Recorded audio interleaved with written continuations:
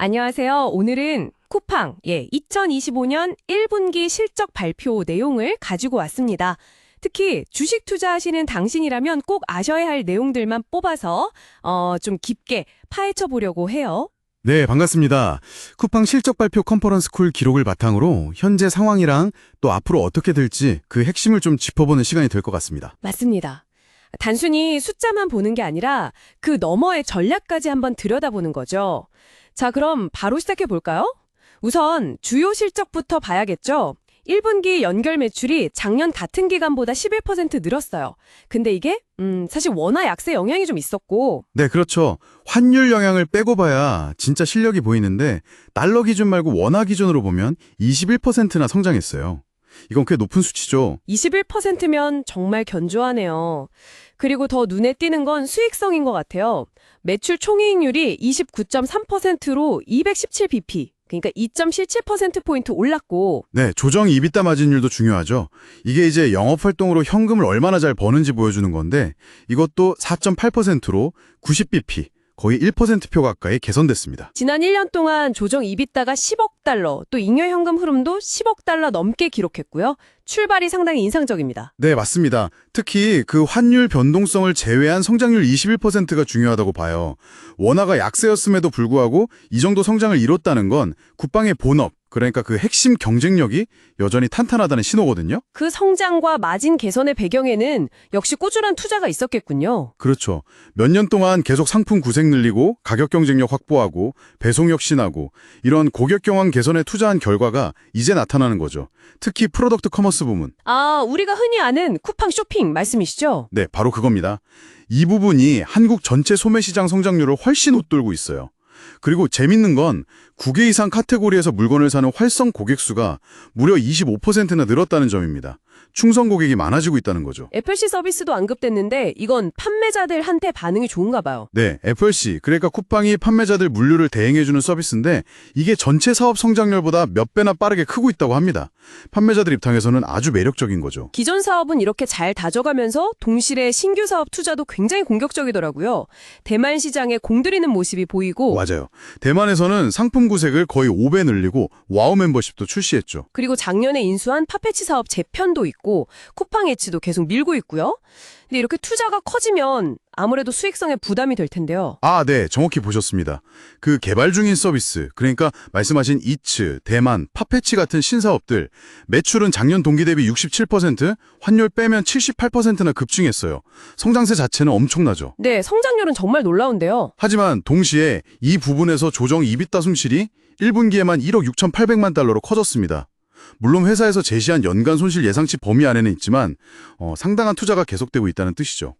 그럼 그 손실은 어떻게 메우나요? 결국엔 아까 말씀드린 그 캐시카우, 프로덕트 커머스 부문에서 나오는 이익으로 메우는 구조입니다. 프로덕트 커머스는 1분기에 조정 이비타 5억 5천만 달러, 마진율 8%로 아주 견조한 수익을 내고 있거든요. 그러니까 핵심 사업에서 번 돈으로 신사업에 투자해서 미래 성장을 사겠다, 이런 전략이군요. 장기 목표 마진율도 10% 이상으로 잡고 있고요. 네, 맞습니다. 과거에 로켓 배송으로 한국 시장을 장악했던 것처럼 그 성공 방정식을 신사업에도 적용하려는 거죠. 알겠습니다. 근데 요즘처럼 경제 상황이 좀 불확실할 때는 외부 변수도 무시할 수 없잖아요. 혹시 컨퍼런스 콜에서 거시경제 상황이나 최근에 이슈가 된 미국 관세 조치 같은 외부 환경 영향에 대한 언급은 없었나요? 그 부분에 대한 질문도 나왔는데요. 경영진 답변은 아직까지는 중대한 영향은 관찰되지 않았다. 하지만 계속 주시하겠다 정도였습니다. 약간 원론적이긴 했죠. 경제 환경에 대해서는요? 요즘 워낙 경쟁이 치열하니까요. 경쟁 관련해서도 특정 경쟁사를 직접 언급하기보다는 고객 경험 개선, 그러니까 상품 구색, 서비스, 가격 경쟁력 강화에 집중하겠다는 입장을 반복했습니다. 한국 소매시장 규모가 워낙 크고 5천억 달러 이상이니까요. 경쟁은 치열하지만 혁신을 통해 성장할 여지는 충분하다고 보는 것 같습니다. 그렇군요. 아까 FSC 성장세가 빠르다고 하셨는데 이게 3P 성장을 의미하는 건가요? 네, 그럴 가능성이 높습니다. FSC는 기본적으로 3P, 즉 마켓플레이스 판매자들을 위한 서비스니까요. FSC가 빠르게 끈다는 건 쿠팡 플랫폼 내에서 외부 판매자들의 거래액 3P가 쿠팡 직매입 1P보다 더 빠르게 성장하고 있을 수 있다는 중요한 시그널로 볼 수 있습니다. 그리고 자사주 매입 계획도 발표했죠. 10억 달러 규모던데요. 네, 맞습니다. 10억 달러 규모의 자사주 매입 프로그램을 승인했는데 이건 이제 시장 상황을 봐가면서 기회를 활용하겠다는 의미로 해석됩니다. 주가 방어 의지나 주주가치 제고 측면에서 긍정적인 신호일 수 있죠. 아, 그리고 기술 투자 때문에 판매 관리비 비중이 좀 높아졌다는 내용도 있었네요. 네, 기술이랑 인프라 투자 영향으로 OG&A 비중이 일시적으로 상승했지만 중기적으로는 다시 낮아질 거라고 예상했습니다. 자, 그럼 한번 정리를 해보죠.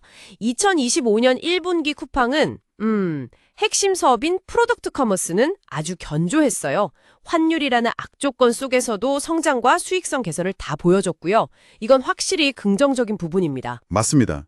하지만 동시에 대만, 쿠팡이츠, 팝패치 같은 신규 사업에 대한 투자를 굉장히 공격적으로 늘리면서 단기적인 수익성에는 좀 압박을 받고 있는 상황이죠.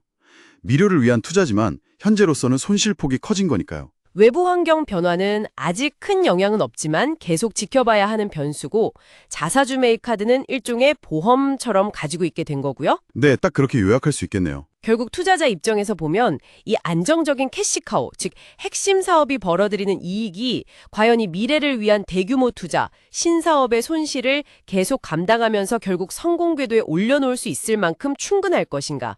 이 질문에 대한 답을 찾아가는 과정이 중요해 보입니다. 정확합니다. 쿠팡은 한국에서의 그 성공 방정식 아시잖아요. 초기 대규모 투자로 시장을 완전히 장악한 다음에 수익화하는 그 공식을 해외랑 신사업에서도 다시 한번 써보려는 거거든요. 네. 지금처럼 경쟁도 심하고 경제도 불확실한 상황에서 과연 이게 또 통할 것이냐. 당신이라면 이 투자가 성공할지 안 할지를 판단하기 위해서 앞으로 어떤 지표들을 가장 중요하게 보시겠어요? 예를 들면 대만 시장에서 고객을 얼마나 빨리 확보하는지 아니면 쿠팡이츠의 수익성이 언제쯤 개선되는지 뭐 이런 것들이겠죠. 그런데요, 그런 구체적인 시그널들을 찾아보는 게 중요하겠군요. 다음 분기 실적 발표가 더 기다려지는 이유입니다. 오늘 분석 감사합니다. 네, 감사합니다.